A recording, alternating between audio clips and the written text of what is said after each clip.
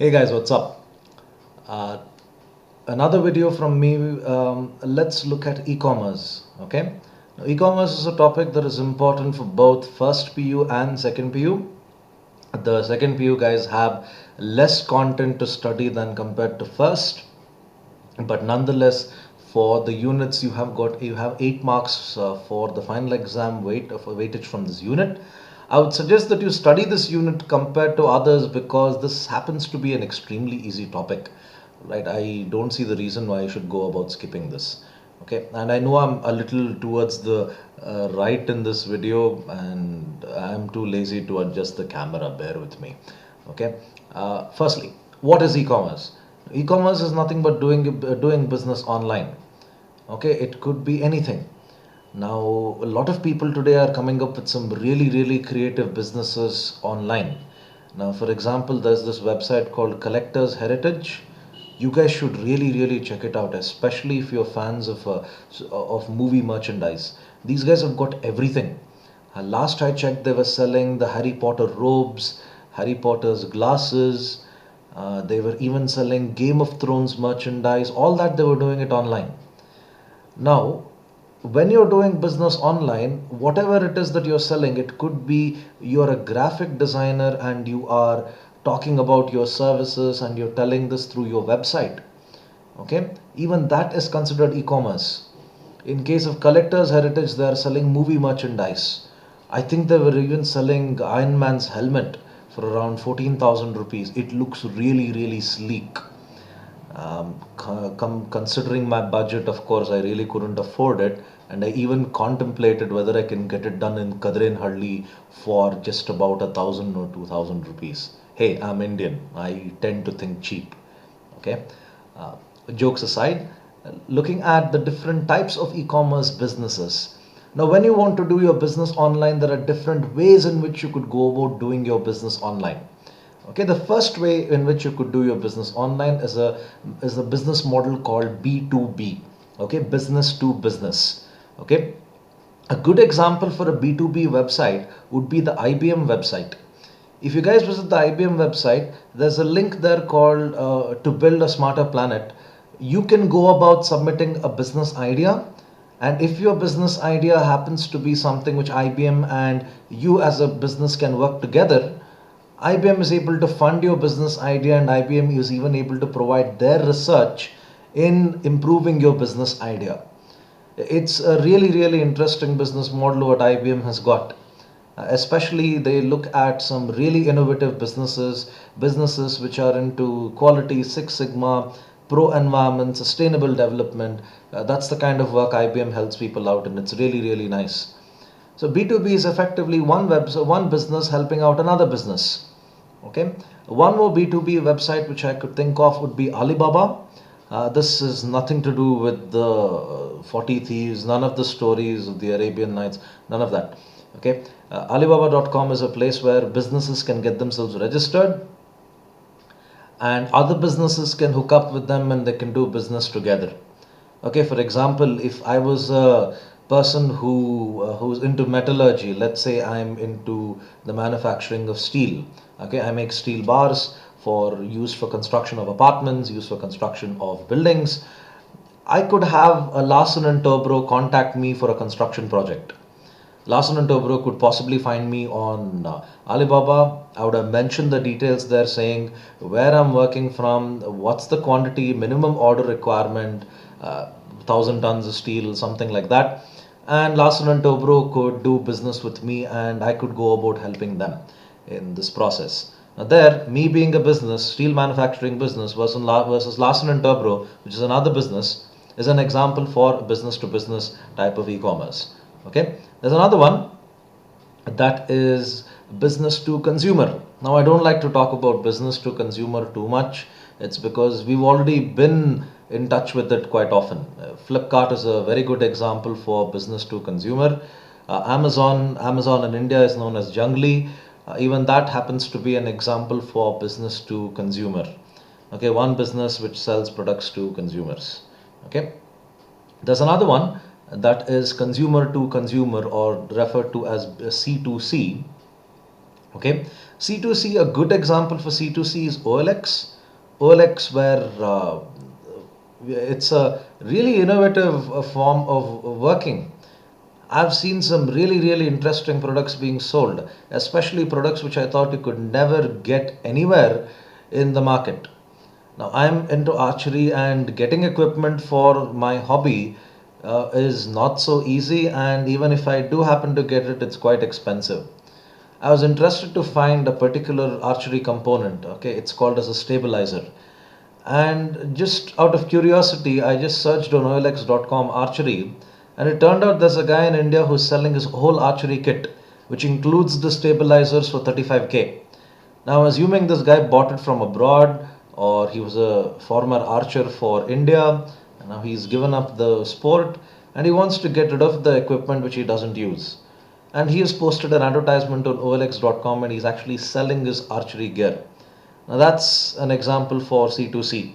He's not a manufacturer, he's a person who bought it from somewhere, and now he no longer feels the requirement of keeping this, and he wants to go about selling it to me. Okay. Now, a quick recap: business to consumer, and the third one that you have would be consumer to consumer. Okay. Now, why do you go about doing e-commerce rather than a traditional business? Okay, one, the cost factor. Okay, it is one important factor would be the cost.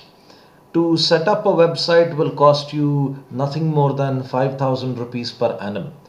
Okay, a domain would cost you just about 600, and if you take up the hosting charges, I'm considering a deluxe hosting plan from GoDaddy, and that should be around that should be coming to little over 4,500. So effectively you could do it under 5. Okay, or if you're little being a bit of a cheapo, you could actually do it for less than 2,000. Okay, but I would advise you go for the best and you keep it to about 5. Just 5,000 per annum is all that it costs for you to set up a website. Okay, and contrary to doing a business in, say, in a commercial area, the rent alone would cost you just about 5,000 or maybe 6,000 per week of doing your business there. Okay, this is how inexpensive e-commerce is compared to a traditional business, the cost factor. Okay, secondly, you don't have any problem with managing inventory. All right, that's how Flipkart is able to do it. They don't have to go about displaying their products in any store. Now, when you want to display a product, it is quite expensive because you need to put up shelves, you need to go about putting up lighting, you need to have staff members who can talk to the consumers, and that's how expensive it can get. Inventory cost is something which is very difficult to minimize if you're doing business in the traditional sense. That's one of the reasons why you see institutions like Megamart come out with offers like buy one get two free or buy one get one free. Their objective here is not really to make a quick buck profit. Their objective here is to try and minimize inventory cost. If your product is just idle on a shelf, it doesn't really make any money.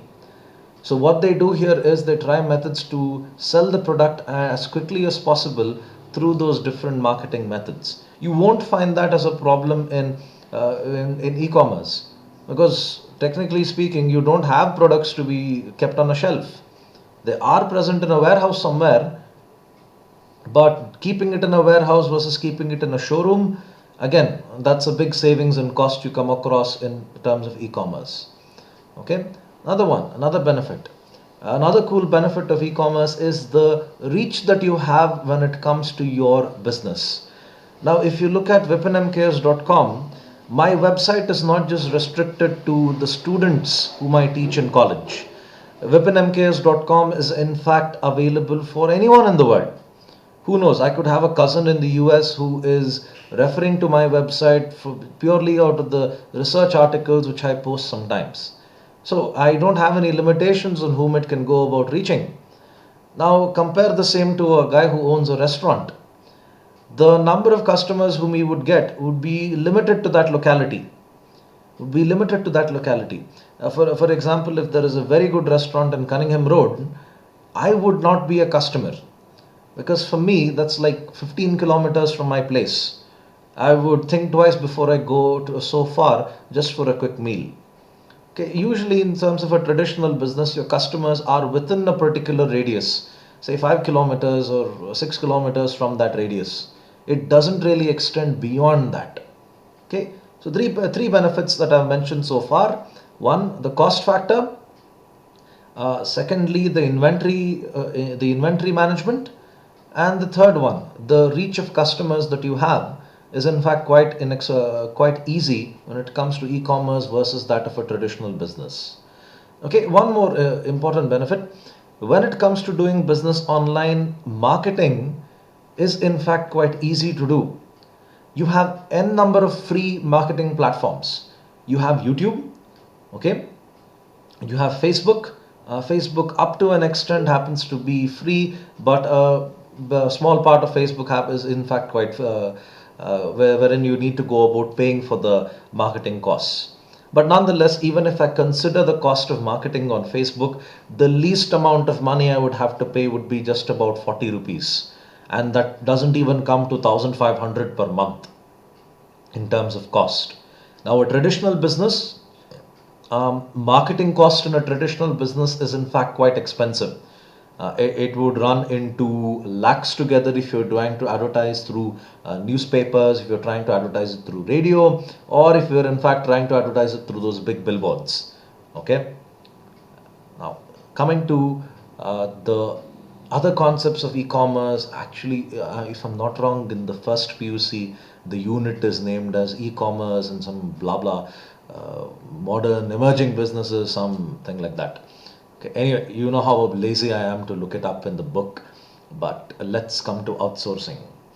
Outsourcing, okay.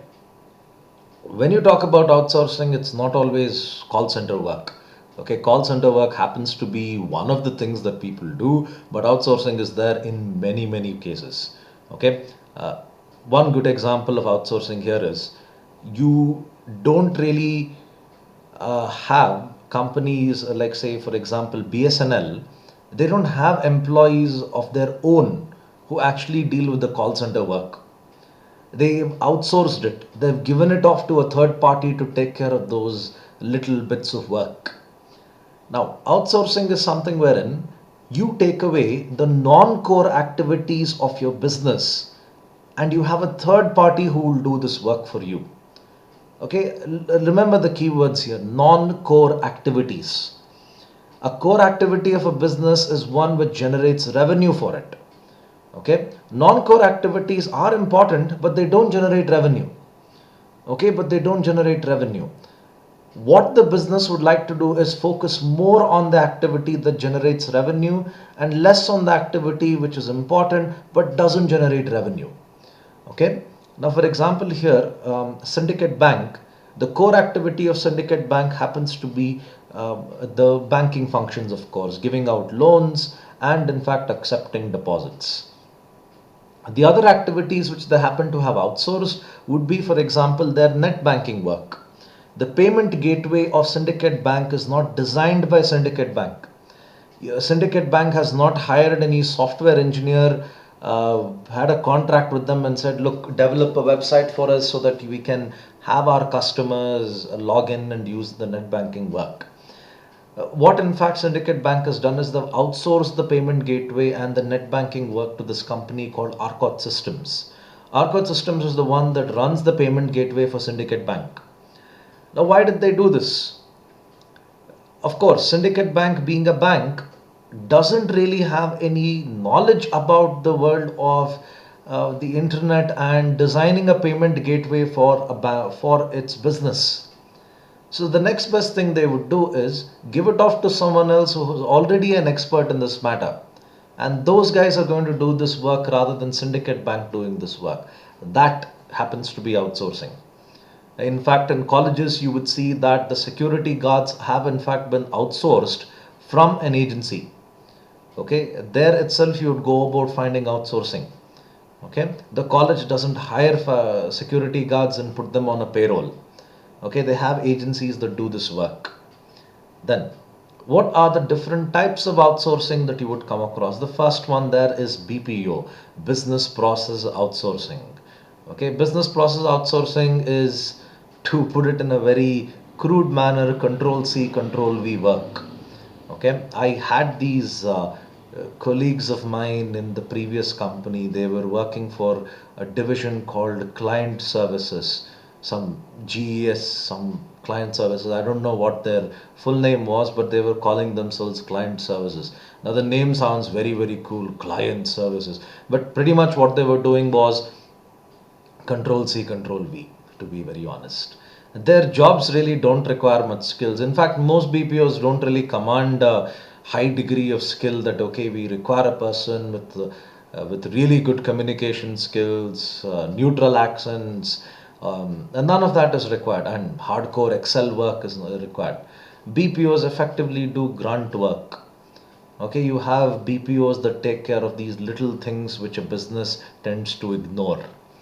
Okay, like for example, it could be preparation of reports. It could be, in fact, for example, IBM outsources some of their call center work to these companies. Like when you post your resume on the IBM website, there are little companies, other companies which go through your resume and they check, okay, what job, in fact, which IBM has got vacancies for, and in fact, if your resume goes about matching that particular job. Now, these are the things which a BPO does. That they don't really have something which requires a strong knowledge of the domain in order for you to do it. Okay, but nonetheless, they're required to be done. Hence, they go about doing it. Then LPO. LPO here is legal process outsourcing. Okay, legal process outsourcing requires a strong degree of knowledge when it comes to the legal world. Myself, I can't work in an LPO because I don't know anything about I don't know a lot about the acts that have been done in India. You could have LPO work, for example, one company and the other are doing business and they need to draft a contract so that they can sign. Now, you would have an LPO that goes about drafting that contract and these guys sign that agreement. Okay, now that's an example for what an LPO would do, and you would require a great degree of skill to be a part of to be part of an LPO. Okay, LPOs command people who have actually completed their law degrees, unlike BPOs, wherein there are some BPOs wherein they hire people just based on their communication skills and not really based on the degrees or qualifications that they have. Then the last one that you have there would be KPOs. KPOs happen to be knowledge process outsourcing. A very good example of a KPO is this company called Amber Research. They do a variety of KPO work. For example, it ranges from equity research, derivative valuations, derivative accounting. Derivative accounting is really interesting because derivatives don't require you to mention them in the balance sheet. Okay, you don't have to go about declaring that I have invested in so many futures and options. However, you need to go about accounting them because the value of derivatives when you trade them runs into crores. Okay, so you have institutions which do KPO work, and they are into work like derivatives valuations, derivatives research, and derivatives accounting as well. Amber Research, in fact, does equity valuations. That is, when you have someone giving information on what stock to buy, what stock to sell, not just from Indian markets, from the global markets point of view, Amber Research does these things. And to be part of that, you need to be very skilled in terms of your awareness about that particular domain. And it could be having very high qualifications, very high degree of certificates. That's the way you get into these companies which do KPO work. KPOs, I've heard, even do competitor valuations as well. Like if Coke wants to destroy Pepsi for God knows how many times they've been attempting, they give these tasks to a KPO and tell them what's the next big marketing gig we can do, and and how do we go about taking on our competition. Now, those are the things which KPO would do. Okay, the this is in fact should sum up e-commerce. Okay, I hope you guys like this video. There's a subscribe button somewhere there, I don't know. Okay, do hit subscribe and do follow vipinmks.com. Okay, I'm sure that you guys would like the content there. Thanks again. Bye.